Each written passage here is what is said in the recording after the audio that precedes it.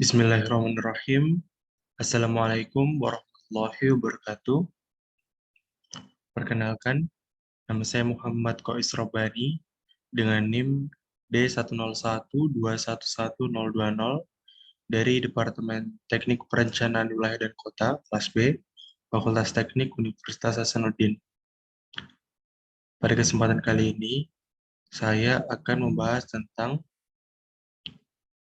sejarah persebaran kebudayaan dari suku Bajo. Baik, langsung saja.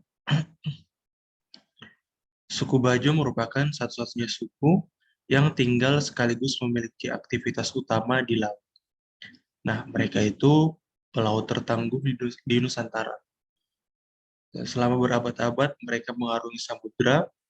Mereka tersebar di wilayah segitiga terumbu karang di Asia Tenggara, menghuni perairan tepi pantai dengan rumah berfondasi batu dan material kayu.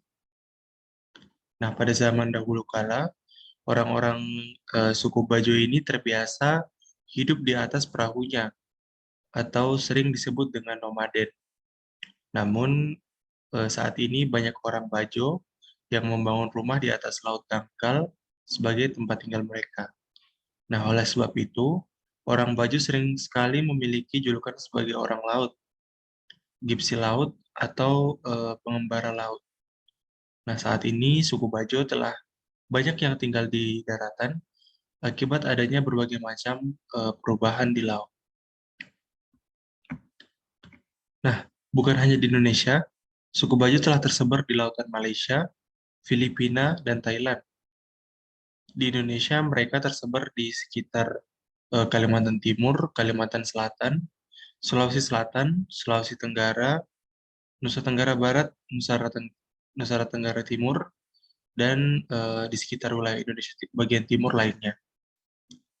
Nah, sejarah mengatakan suku ini berasal dari Kepulauan Sulu di Filipina, Filipina Selatan tepatnya, yang hidup di lautan lepas, sehingga membawa mereka masuk ke negara tercinta ini, yaitu tanah air Indonesia. Selanjutnya, suku ini memiliki berbagai sebutan, seperti Bajo, Bajau, Bajau, Sama, atau Same. Suku yang belum diketahui secara pasti ini, suku yang belum diketahui secara pasti asalnya ini terkenal dengan keahlian menyelam dalamnya lautan hingga 70 meter. Nah, dan juga hanya dengan satu kali tarikan nafas saja. Mereka sama sekali tidak memerlukan baju khusus ataupun alat bantu pernapasan. Nah, yang mereka pakai hanyalah kacamata renang yang terbuat dari kayu agar mencegah air masuk ke dalam mata. Sangat sederhana namun fungsinya sangat fungsional. Nah, asal-usul suku Bajo memiliki beragam versi dari mulai sekedar mitos hingga penelitian saintifik. Hal ini menjadikan asal suku Bajo di Indonesia belum teridentifikasi secara jelas. Nah, hasil wawancara menyatakan bahwa suku Bajo berasal dari Johor, Malaysia. Cerita yang cukup melegenda adalah sang putri dari Johor yang melarikan diri ke Sulawesi hingga menikah dengan Pangeran Bugis. Dasar teori tersebut adalah adanya cerita legenda tentang Putri Johor. Diceritakan dahulu orang Bajo dan orang Bugis banyak-banyak mendiami wilayah Johor hingga akhirnya Putri Johor menghilang. Nah, selanjutnya orang Bajo diminta untuk mencari sang putri dan tak boleh kembali sebelum menemukan. Nah, disitulah penjelajahan orang Bajo dimulai. Karena setelah sekian lama pencarian sang putri Bajo tidak ditemukan, maka karena tak menemukan, orang Bajo pun tak pernah kembali. Namun, sepertinya pandangan tersebut dasarnya terlalu lemah. Memang secara dongeng ada keterkaitan, tetapi tidak ada bukti arkeologi ataupun bahasa yang menunjukkan bahwa orang Bajo berasal dari Johor. Nah, selanjutnya, kisah mengenai sejarah orang Bajo lain diutarakan oleh Tommy Pires, seorang administrator Portugis yang tinggal di Malaka pada tahun 1515, dan orang Bajo yang tinggal di Sulawesi Tenggara. Menurut Tome Pires, orang Bajo berasal dari Makassar, yang kemudian menjadi bajak laut. Nah, aktivitas yang dilakukan suku ini selanjutnya adalah menyebar ke berbagai penjuru kepulauan, seperti Jawa bagian utara, Maluku, dan juga Banda. Sementara itu, orang Bajo dari Sulawesi, eh, orang Bajo dari Sulawesi Tenggara, menyatakan bahwa asal-usul mereka dari Kampung Usu, Kecamatan Malili, Kabupaten Luwu, Sulawesi Selatan.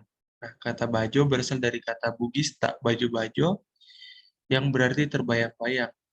Suatu ketika orang Bugis di Kampung Usu melihat sekelompok orang di tengah laut secara tidak jelas dari kejauhan ataupun terbayang-bayang.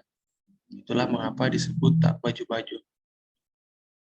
Nah, pendapat lain juga ditemukan dalam teori yang diajukan oleh Robert Bluss, ahli linguistik dari University of Hawaii. Nah, katanya orang Bajo yang berasal dari Barairo mulai melaut pada tahun 800 Masehi. Nah,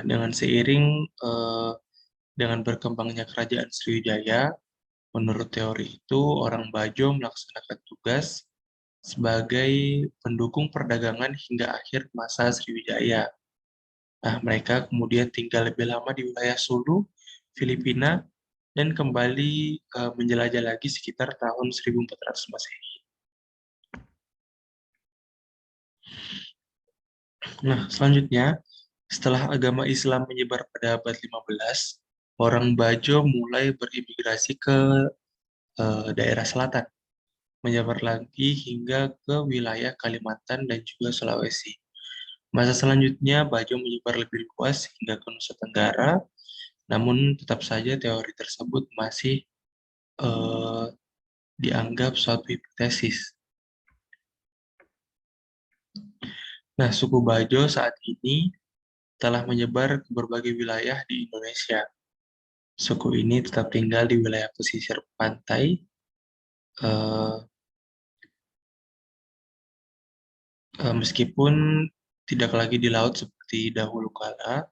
Di Pulau Sumatera, suku ini dapat ditemui di sekitar pesisir Riau hingga Tanjung Jabung di dekat Jambi. Sedangkan di Pulau Sulawesi, suku ini menyebar di beberapa kabupaten pada 3 provinsi, yaitu Sulawesi Utara, Sulawesi Selatan, maupun Sulawesi Tenggara. Suku Bajo juga dapat ditemui di pantai utara dan juga timur Kalimantan, Kepulauan Maluku, sepanjang pantai utara Sumbawa, sepanjang pantai barat dan utara Flores, Pulau Babi, serta Kepulauan Alor. Nah, saat ini Lembaga Ejikman baru mengambil sampel DNA orang Bajo yang tinggal di Kalimantan. Nah, pengambilan sampel dilakukan beberapa waktu lalu bersamaan dengan pengambilan sampel DNA orang Dayak Manian. Bagi mereka, penelitian DNA suku Bajo bukan hanya akan memecahkan asal-usul mereka saja, melainkan juga memberikan gambaran terhadap persebaran manusia ke tempat lain, seperti misalnya ke Madagaskar. Nah, itulah tadi penjelasan singkat dari saya mengenai suku Bajo. Kurang dan lebihnya mohon dimaafkan. Wassalamualaikum warahmatullahi wabarakatuh.